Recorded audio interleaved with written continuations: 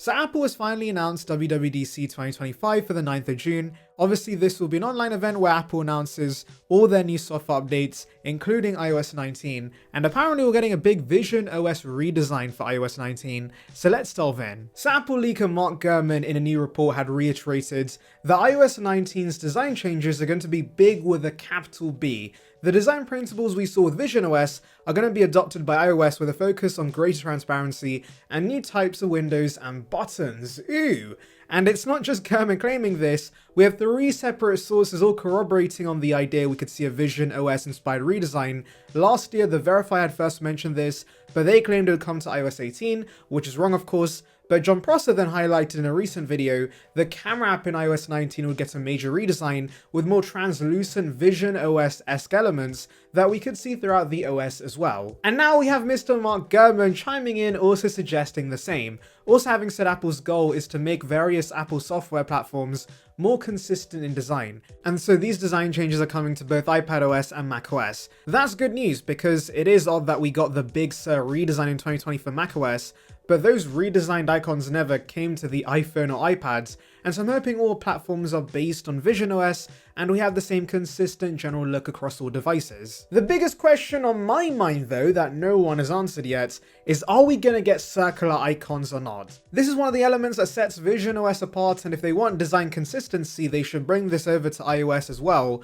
Or maybe here's a crazy idea, Apple, give consumers a choice. Why don't we decide what shape the icons could be? I mean, Apple is slowly letting consumers customize the user interface more and more each year, so it would be nice if you could choose between circular and squircle icons, but I guess if the aim is for design consistency, everyone may be forced to live with circular icons. And actually, we have a render that gives us a possible first look at the redesign, and I like this, guys. It looks great, so I would gladly take some new icons. You know what else I'll take, guys? A sub to the channel, of course. It's free and it'll bring you the latest about Apple right to the subscription box, so please consider it. It would be appreciated. Join the Saranbyte gang now. But it's not just new icons. I don't want to undermine how radical of a change this could be to iOS. In Gurman's words, Apple plans to update the style of icons, menus, apps, windows, system buttons, and they're going to simplify the way users navigate and control their devices. The changes go well beyond a new design language and aesthetic tweaks, so whilst Gurman is not giving us any specific details as per the norm, this certainly does sound very exciting. Anyway, I know some may argue that we don't need a redesign to iOS, we need less bugs. We need stability. In fact, I have a feeling Apple's giving us this major redesign in the first place to distract us from the fact Apple intelligence features have been delayed. And honestly, it's a good distraction because whilst AI features in iOS may eventually get useful, they aren't a must-have right now, whereas design changes to iOS will be something we appreciate every single day. Well, appreciate if executed properly. My only concern are bugs. I really hope it's not too buggy, but if Apple's changing so much with iOS 19, you just know the first few betas are gonna be real rough. Hopefully public builds are stable though, and in my experience, iOS 18 has been mostly good stability wise, and so I'm hoping iOS 19 can continue being reliable when the final build launches in September. And you know what else is launching in September? The iPhone 17, which of course is going to be running iOS 19 out of the box. So recently got new models from YouTuber iDevice Help showing us a new camera module on the Pro phones, and it's certainly an interesting look. Leakers have been going back and forth on the camera module we could see with iPhone 17 Pro. For those initially unaware, we were expecting a new horizontal layout similar to the Pixel, which would make this iPhone stand out compared to every other iPhone since the 11 Pro, which has had the same stove design layout. However, there is a reason Apple's firmly stuck to this design, and it's not because they're lazy, it's because the lenses are at equal distance from each other, which allows for seamless switching between the lenses, but also the positioning of the camera now helps the iPhone record spatial video, and so moving the lenses could break these key aspects of the camera experience, hence why other leakers then suggested the stove design is going to remain, but Apple instead is going to incorporate a part aluminium, part glass back cover. And that's what we see in these new models too. There's the familiar triple lens layout, but the LiDAR scanner, mic and flash have moved to the right side, and we have this aluminium panel at the top now, and I'm guessing there's going to be a two-tone finish. And yeah, it's kind of similar to the iPhone 5 in this aspect. Now, as much as I do like that Apple's changing things up on the back of the phone,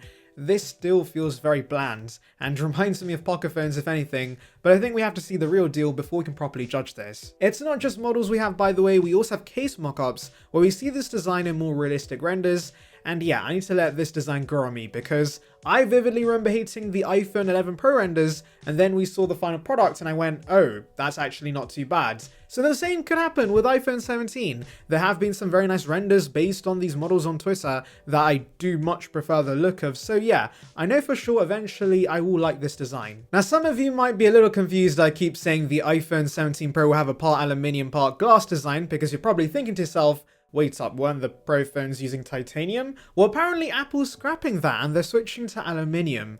And you may be thinking why? Well, I think a big reason could be color choices. We all know color choices on the Pro phones are pretty plain compared to the regular phones, and it's partly because the titanium chassis on the Pro phones are very hard to color in bright shades. And so maybe Apple's moving to aluminium just so they can give us fun colors on the Pro phones for once, especially since nowadays functionally phones are not very different. If Apple gives those Pro consumers bright shades of red, green or blue for once, that could get people to upgrade. Now moving to the regular models, the regular 17 is not anything special with it looking near identical to the iPhone 16, but the Air does have a new camera module with a horizontal bar at the top that houses the single lens alongside a mic and flash. And by the way, I think this is the Pixel horizontal camera layout we thought was coming to the Pro phones, but it ended up actually being for the iPhone 17 Air. But surprisingly, it has a horizontal bar just to house one lens on the back of the device. The device will also be slightly smaller than the Pro Max at 6.6 inches, with the thickness of the device including the camera bump being 5.64mm. The 17 Air may also be one of the first iPhones to use a higher density battery.